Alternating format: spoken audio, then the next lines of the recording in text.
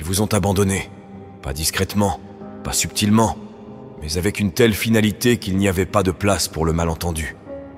Ce n'était pas seulement leur départ qui faisait mal, mais la façon dont ils sont partis. Ils vous ont vu debout au milieu de votre tempête, le vent hurlant, le poids du monde pesant sur vos épaules. Ils ont vu votre lutte, votre épuisement, votre douleur, et au lieu de venir en aide, au lieu de soulever ne serait-ce qu'une fraction du fardeau, ils ont tourné le dos. Ce n'était pas simplement qu'ils sont partis, c'était comment ils sont partis, sans avertissement, sans soin, sans une seconde de réflexion. Ils ne se contentaient pas de s'éloigner. Ils ont laissé la porte se claquer derrière eux, l'écho de leur indifférence résonnant dans le vide qu'ils ont laissé. Et vous étiez là, dans les décombres, essayant de donner un sens à tout cela, essayant de comprendre comment ceux en qui vous aviez confiance, ceux pour qui vous teniez, ceux que vous pensiez toujours présents, pouvaient simplement vous quitter. Vous vous posiez des questions auxquelles vous ne pouviez pas répondre. Pourquoi sont-ils partis? Qu'est-ce que j'ai fait de mal? N'étais-je pas assez pour qu'ils restent? Ces questions tourbillonnaient dans votre esprit, vous hantant jour et nuit. La douleur de leur absence semblait insupportable, comme une plaie qui refusait de guérir. Ce n'était pas seulement leur trahison, c'était la réalisation que vous vous teniez dans les cendres de ce que vous pensiez être inébranlable. Au début, leur absence était tout, ce que vous pouviez ressentir. Elle était partout, dans les moments de silence où vous entendiez autrefois leur voix, dans les espaces où leur rire résonnait, dans les lieux où leur présence apportait du réconfort. C'était une douleur creuse, un vide qui semblait s'étendre à l'infini. Ce n'était pas seulement émotionnel, c'était physique, n'est-ce pas? Le poids de cela pesait sur votre poitrine, vous coupant le souffle, rendant même les tâches les plus simples impossibles. Vous portiez cette douleur partout où vous alliez. Elle était dans vos pas, dans vos pensées, dans vos rêves. Mais la douleur ne reste pas simplement. Elle évolue, elle grandit, elle exige d'être affrontée. Vous avez essayé de lui échapper, n'est-ce pas? Vous avez essayé de l'ignorer, de la refouler, de prétendre qu'elle n'était pas là. Mais peu importe combien vous couriez, elle était toujours là, attendant que vous cessiez de fuir. Et quand vous avez enfin arrêté de courir, quand vous avez finalement tourné le dos à cette douleur, quelque chose a commencé à changer.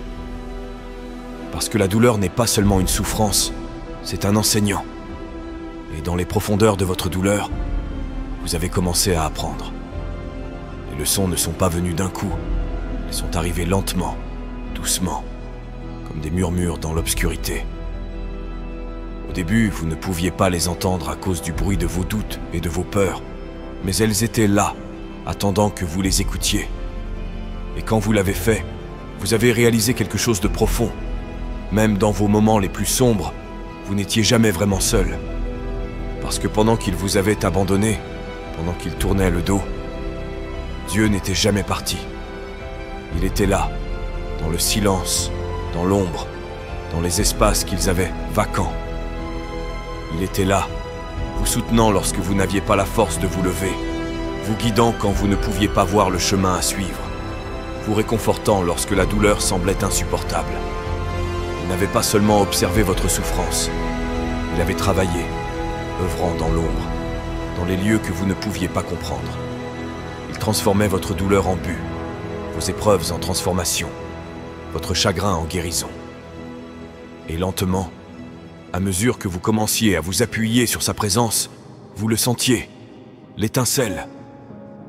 Ce n'était pas bruyant ou dramatique, ça ne venait pas avec des lumières clignotantes ou des applaudissements tonitruants. C'était calme, constant, inébranlable.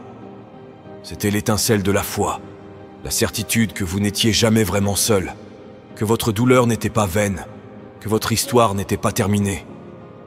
Reconstruire n'était pas facile, n'est-ce pas? Ce n'était pas rapide, ce n'était pas indolore. C'était lent, épuisant. C'était ramasser les morceaux de votre vie un par un et essayer de comprendre comment les remettre ensemble. Mais cette fois, quelque chose était différent.